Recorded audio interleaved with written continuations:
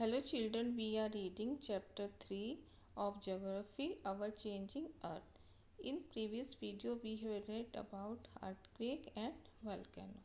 In this video we will read about work of ice, work of river and work of wind. Let us start the chapter. Work of river. The running water in the river erodes the landscape. जो नदी में बहता हुआ पानी होता है वो landscape को इरोड करता है. When the river tumbles at steep angle over very hard rocks or down a steepy valley side, it forms a waterfall. जब जो रिवर है टम्बल्स करती है, मुड़ती है, और जब स्टीप एंगल मतलब तीखे मोड़ पर और हार्ड रॉक्स पर और नीचे जो डाउन आती है स्टीप वैली पर, और उससे क्या है कि वाटरफॉल बनता है.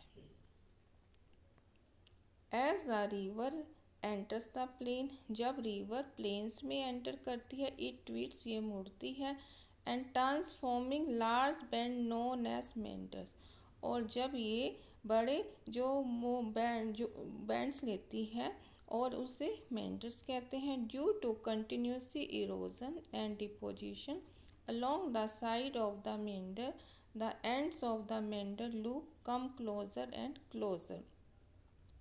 और कंटिन्यूस इरोजन और डिपोजिशन से जो मेंडर के पास है, जो मेंडर लूप होती है, वो पास और पास आ जाती है. In due course of time the meander loop cuts off from the river, और कुछ ही समय में कुछ की जो मेंडर लूप होती है वो रिवर से कट जाती है और एक कट ऑफ लेक बना लेती है. Also called an oxbow lake, उसे ऑक्सबो लेक कहते हैं. At times the river overflow its bank, और कभी कभी रिवर ओवरफ्लो होकर किनारों से बाहर बहने लग जाती है. This lead to the flooding of the neighbouring area, इससे क्या होता है कि आसपास के एरिया में बाढ़ आ जाती है. As it floods, it deposits layer of the fine soil and other material called sediments along its bank.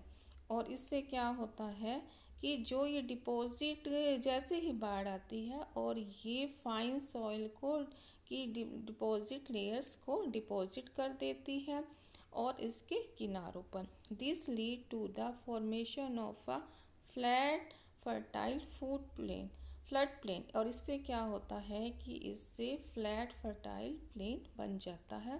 The raised bank are called levees, जो उठे हुए जो किनारे होते हैं उसे लीव्स कहते हैं. As the river approaches the sea, जब रिवर क्या है कि सागर के पास, समुद्र के पास पहुंचती है, the speed of the flowing water decreases, और जो बहते हुए जो पानी जो बह रहा होता है उसकी स्पीड क्या है वो कम हो जाती है. And the river begins to break up into a number of streams called distributive, जब रिवर बह रही होती है और सागर के पास पहुंचती है तो उसकी स्पीड कम हो जाती है और वो छोटे छोटे और उसमें स्ट्रीम्स में डिवाइड हो जाती है, जिसे डिस्ट्रीब्यूटिव्स कहते हैं. The river become so slow that it becomes to deposit it load, और क्या होता है कि वो इतनी स्लो हो जाती है जो अपने साथ वो डिपॉजिट करके लाई होती है उससे डिपॉजिट करने लग जाती है. Each distributive forms it on mouth, और जो हर डिस्ट्रीब्यूटिव होती है उसका एक अपना ही माउथ होता है. The collection of sediments from all the mouth form a delta, और जो सेडिमेंट की कलेक्शन से क्या है कि डेल्टा बनता है. नेक्स्ट है वर्क ऑफ सी लीव्स. अब सी वेव्स का क्या काम होता है. The erosion and deposition of the sea waves give rise to the coastal landform. जो सी वेव्स होते हैं उससे क्या है कि डिपोजिशन, इरोजन और डिपोजिशन से कोस्टल लैंडफॉर्म बनते हैं. Sea waves continuously strike at the rocks, और जो सी वेव्स होते हैं समुंदर की लहरें होती हैं स्ट्राइक करती हैं रॉक को लगातार, और क्रैक्स डेवलप्स, उनसे क्या होता है कि जब लहरें चट्टानों से टकराती हैं तो उनमें दरारें पड़ जाती हैं और वो धीरे धीरे क्या होती हैं, दे बिकम लार्जर, बड़ी हो जाती हैं, वाइडर, चौड़ी हो जाती हैं। Thus hollow like caves are formed on the rocks, और उससे क्या होता है कि जो खोखली जो गुफाएं होती हैं वो चट्टानों में हो जाती हैं, बन जाती हैं। They are called sea caves, उन्हें सी केव्स कहा जाता है।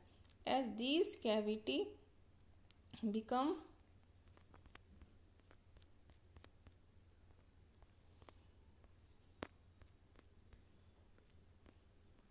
as these cavity become larger and larger,